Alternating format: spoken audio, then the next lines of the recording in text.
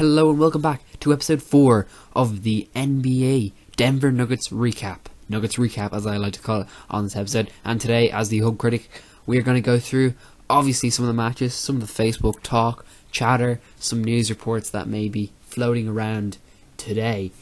Let's go in and talk about it as it happened. We're going to go back to March 12th, I believe, on the Saturday, as we talk about a home game. It was the end of a long run of home games against the Washington Wizards, in which we received our 4th win in a row, our longest winning streak of the season, against the Washington Wizards. Very impressive. As you see, our squad is down without Danilo Gallinari. We have a lot of the main components, and we have Emmanuel Mudiay and co. But yeah, the absence, it didn't hamper us at home. At home, we pretty much finished a very good record there. We finished this match 116-100, team leaders being 17 points and 10 assists for DJ Augustin and 10 rebounds for Will Barton. Let me just look at the record from that home streak. We had, I believe, 5-2 on that home streak, which is quite impressive. Then we went away on March 14th, Monday, with a loss, 119-124 to the Miami Heat. Very close. Another nail-biter like the last match we had against the Miami Heat. And once again, we came up on the short side. This was sort of, this one kind of was a bittersweet. Kenneth Faried again, a really lovely performance. 24 points, 11 rebounds, and Emmanuel Mudiay 10 assists. So, double for Kenneth Faried, another one on the pile for him. Is it me, or has Kenneth Faried been racking up those points lately? He's definitely upped that game, and he's taken a bit more of that responsibility around the posting up area, and given a little bit of responsibility there as well with all those offensive rebounds. Tuesday, March 15th, the following day, we faced Orlando Magic again on an away game, a start of a bit of an away run. Another loss, 110-116. Team Gary Harris with 18 points, DJ Augustin 8 assists, and Joffrey Lauvergne 8 rebounds. So, you can see DJ Augustin taking that point guard role very seriously and just getting a lot of assists, just like Emmanuel Mudiay did. I mean, Emmanuel Mudiay was famous for all those assists he racked up, and you can see DJ Augustin in a similar position. Personally, I'm giving DJ Augustin that B+ to A- sort of role. He's been very good lately. Definitely in the fourth quarters, he's been ruling it, like a lot of our players. But definitely, he's just been a very good player. And yeah, awesome player. And these 3-pointers just beautiful from the arc. They can go far, they can go long. You can just see them arc over. The arc is quite small, but it's a very impressive shot. And those 3-pointers are very good. So when he gets them in that mood, he's very good to go. Our third loss in a row came Thursday, March 17th, 98-116. So a big 18-point loss against the Atlanta Hawks away. DJ Augustin with 17 points, 7 assists, and Jusuf Nurkic with 7 rebounds. So DJ Augustin, another impressive night for him, taking that point guard role, as I said. And I guess Emmanuel Mudiay sort of less so. At this point, Emmanuel Mudiay wasn't even in this match, I don't believe. Yes, he had 12 points. So I mean, obviously not on the same level, but to a degree he had similar results from the points position. But we were down a lot in this match, and honestly, it sort of was kind of evened out in our team. Our team performed pretty well, but there was no standouts. And Axel Tupain didn't even score a point in that game. Saturday, March 19th, to end that losing streak, we won 101-93 against Charlotte Hornets, a team that up to that point must have been performing pretty well, because they had some really impressive wins again over the Cleveland Cavaliers, I believe, and they're already 10+ on the record, 41-31 compared to our record, and they are well into their Eastern Conference, fighting for that A seed. So we finished with DJ Augustin, 24 points, lovely performance there. Nikola Jokic, 4 assists and 14 rebounds. Then we went on March 21st, Monday, this last Monday, where we received a loss, 91-124 against Cleveland Cavaliers away. And yeah, Will Barton finished with 27 points. DJ Augustine 5 assists again, and 7 rebounds for Yusuf Nurkic. So you can, if you're being to notice Patterson, DJ Augustine is making this list quite a lot. He's definitely been that point guard to watch. In our win on Wednesday, March 23rd, 104-103. This was a very enjoyable game as we finished. I didn't really see the game, but I definitely saw the finish with the 3-pointer bank shot from Manuel Mudiay. He was rushing it a little bit, but you could see that he had that victory in his eyes, and that was a lovely finish at that home game. Really, really nice end to that game. And yeah, you can see it all on YouTube. Amazing shot, and we won the game by 1 point. And yeah, if that shot hadn't gone in, we wouldn't have won. So 27 points for Manuel Mudiay. Brilliant performance there. DJ Augustine with 5 assists, Emmanuel Mudiay again with 11 rebounds, so double-double for Emmanuel Mudiay. Our next match, we talk about Friday, March 25th, which was, yesterday, 116-105 victory for us against the LA Lakers away. DJ Augustine with 20 points and 8 assists, and Nikola Jokic with 12 rebounds. So that finishes up all the matches I have to talk about here. A very, very nice performance all around, all across the board, guys. DJ Augustine being a special one there. My player of the week, just talking about all of these different players, it's DJ Augustine. I'm a close second to Emmanuel Mudiay, but it has to go to DJ Augustine. He's definitely been performing pretty well, and yeah, it's going to be a good one for him in the time coming. A little preview to our next match before we move on with the rest of this episode. It is Sunday, March 27th, which is tomorrow night, and you can watch it 8:30 PM, I believe, or 1:30 PM. I have no idea. 8:30 PM for me personally, because obviously hours ahead. But it's going to be against the LA Clippers. We're currently 1-1 in the season series, so that's a very, very exciting one against the LA Clippers, obviously. And yeah, I'm very excited about that one. It's going to be a away game, obviously, and yeah, we'll see how we go there. Obviously, looking ahead, the LA Lakers, or LA Clippers, I should say, they are currently 4th in the Western Conference. Well, we fall 10th, but we are above 400, so I mean that's something to look at, I guess. Anyways, going on are, just some news been going on lately to pull up on the side here. We got stuff here and there. Obviously, you heard about that great performance by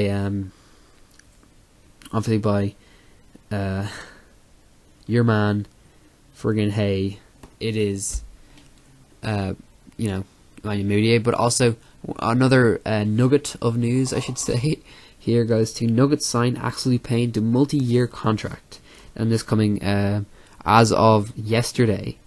The Denver Nuggets, obviously on Friday, have signed forward Axel Payne to a multi-year contract. General Manager and Executive Vice President of Basketball Operations Tim Connolly announced yesterday. Payne, 6'7", 210, has appeared in 11 games for Denver, averaging 3 points and 1.3 rebounds and 13.8 minutes per game. He previously played in 32 games, 14 starts for the Toronto 905 of the NBA D-League this season, averaging 14.6 points, 5.6 rebounds, 3.6 assists, and 1 steal in 29.7 minutes. The 23-year-old native of France started professionally for Strasbourg of the French Pro National Basketball League A from 2011 through 2015. He went undrafted in the 2014 NBA draft. So it's good to get this guy here playing an important role in our sort of replacement of, I guess, other vital positions on the field. Great in the fourth quarter. Again, just like DJ Augustine, I'm not sure if he's a guard or what's his deal. I believe he's a guard, so whatever number that would be. But yeah, a good guard to have out there just as a little movement on the field. And again, he definitely does sometimes spark a little bit of movement. He's a quite quick energy player, and I think he's been pretty good on those fast breaks so far. He's a guard / forward, so he's definitely can move in those different spots. And yeah, hopefully we can see even more improvement from him, because he's got a lot of improvement to make. And honestly, let's see how we go from there. Obviously 6'7", so he's got a nice height, 210 pounds. This guy can definitely go. And yeah, hopefully we can even see some chemistry between him and Joffrey Laverne. They're both centre / forwards, and they both, can do things out there. Let's see what we see in the comments on Facebook. Congratulations, love this kid. Now sign DJ Augustine, draft a shooting forward, power forward, move Gallinari to the bench, or trade him. His legs can't play starter minutes all year. Let's see what we got here. Yeah, sign DJ now because he's a vet that your team doesn't have and could use.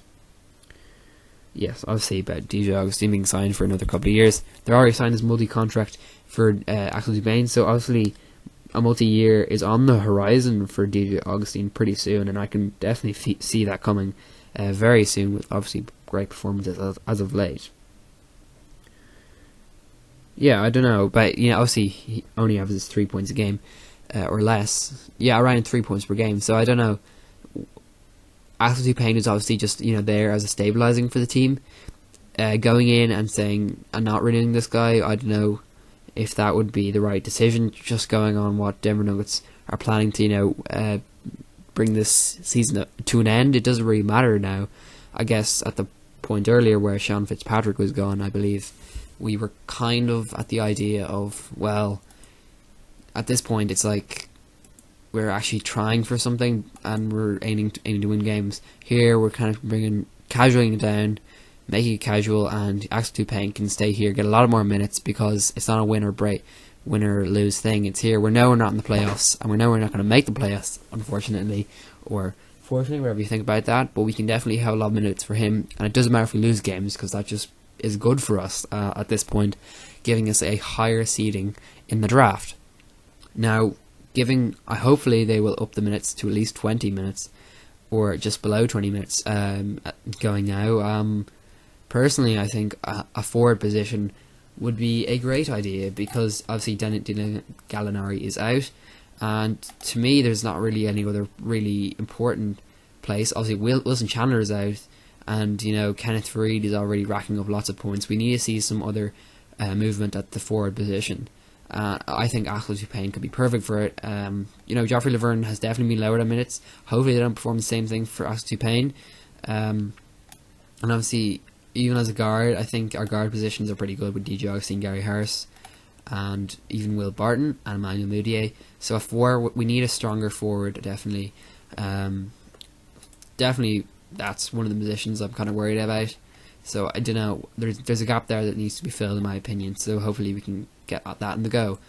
One of my other queries is obviously getting Jusuf Nurkic more minutes. He's a center, as we know, and he's kind of been pushed aside by Axel Nikola Jokic. I can see the argument that he's got a low stamina, but at the same time, like, come on, guys, can we really, actually get this guy going with something? Let's see what we said here, because there's a little thing on Facebook here for, obviously we heard about Emmanuel Mudiay's really great performance, and let's look at some quote from him. My whole thing is to make it to the playoffs and one day win some championships.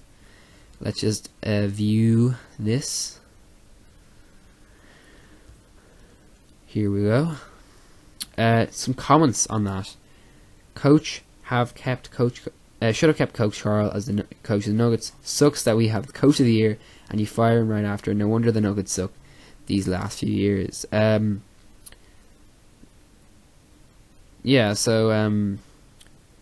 Hopefully we keep him for a long time. We have a history of letting our best players get snatched up.